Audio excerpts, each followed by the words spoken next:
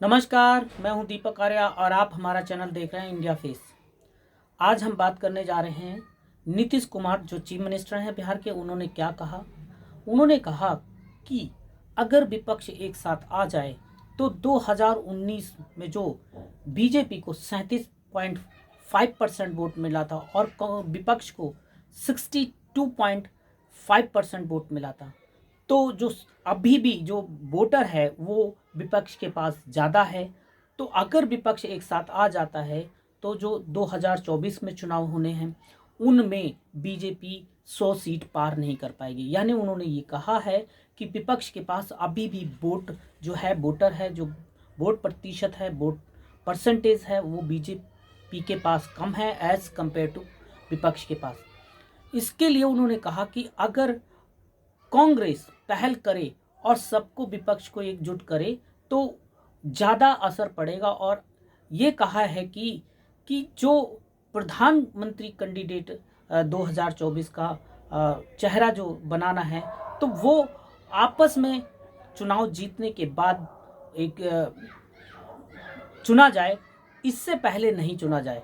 अगर इससे पहले प्रधानमंत्री का चेहरा बनाकर और हम चुनाव में उतरते हैं तो उनको माना जा रहा है कि काफ़ी नुकसान या काफ़ी कठिनाइयों का सामना करना पड़ेगा। लेकिन अगर एक अलग अलग क्षेत्रों में, अलग अलग राज्यों में, अपने अपने क्षेत्रों में जो मजबूती से चुनाव लड़ें और लड़ने के बाद सर्वदलीय बैठक में लेकर फैसला कि एक कैंडिडेट अपना चुनाव जीतने के बाद कैंडिडेट बनाए प्रधानमंत्री का, तो वो ज़्यादा असरदार रहेगा।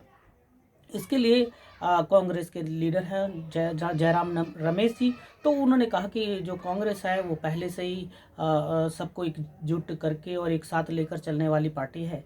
तो ये चीज़ें जो हुई हैं इससे बीजेपी को वास्तविक में ऐसा लग रहा है कि हाँ, अगर विपक्ष एक साथ आ जाता है तो बीजेपी को भारी नुकसान उठाना पड़ेगा। लेकिन उधर ये भी कहा गया है कि अभी समय थोड़ा थोड़ा और जैसे टाइम आता है, चुनावों का नज़दीक और आता है, तब एकजुटता की जाए। अगर इससे पहले थोड़ा सा भी अगर एकजुट होने की कोशिश करते हैं तो सीबीआई ईडी के द्वारा विपक्ष के जो नेता लीडर हैं उन पर छापा और डाला जा सकता है, उन पर केसेस लादे जा सकते हैं और उनको जेल में डाला जा सकता है। इसी डर की वजह से जो विपक्ष है वो थोड़ा सा एक साथ आने से अभी कतरा रहा है। वो सोच रहा है कि समय थोड़ा सा जिस तरीके से बीते और उसी तरीके से फिर एक साथ आए तो वो ज़्यादा असरदार रहेगा। और ऐसा माना भी जा रहा है, विपक्ष इस बात को देख रहा है कि समय की जैसे जैसे समय कट रहा है वैसे वैसे सोच रहा है कि हम एक साथ आएँ और एक साथ एक छत्र में चुनाव लड़ें। लेकिन उधर तीसरा मोर्चा बनने की भी कोशिश हो रही है कि कुछ तीसरा मोर्चे की तरफ बढ़ा जाए। लेकिन तीसरा मोर्चा अगर बनता है तो दिक्कत है। तो लोकसभा का चुनाव जो है वो विपक्ष इतनी सीटें नहीं ला सकता। फिर बीजेपी सत्ता में फिर दोबारा आ जाएगी अगर तीसरा मोर्चा बनता है तो। क्योंकि वोट कटेगा किसका? क्षेत्रीय पार्टियों का कटेगा। और क्षेत्रीय पार्टियां जो तीसरे मोर्चा बनाएंगी तो वोट वो क्या काटेंगी किसका? तो क्षेत्रीय पार्टियों के काटेंगे। बीजेपी का वोट मजबूत है, इसीलिए उनको डर लग रहा है कि तीसरा मोर्चा ना बने। लेकिन कुछ नेता जैसे अरविंद केजरीवाल हैं और केसीआर जी हैं और कुछ नेता हैं जो वो सोच रहे हैं, ममता बनर्जी जैसे और लीडर हैं जो ये सोच रहे हैं कि तीसरा मोर्चा बने और तीसरे मोर्चे की आघात हो और उससे चुनाव अपना अलग से देखा जाए। लेकिन फिर भी नीतीश कुमार जी इस बात को देख रहे हैं समय के अंतराल में कि चल रहे हैं कि कैसे क्या परिस्थिति बनती है उसी के हिसाब से। तो ये कल जिस तरीके से कहा कि बीजेपी 100 सीट रह जाएगी अगर विपक्ष एक साथ आता है और इसकी पहल कांग्रेस को करनी चाहिए।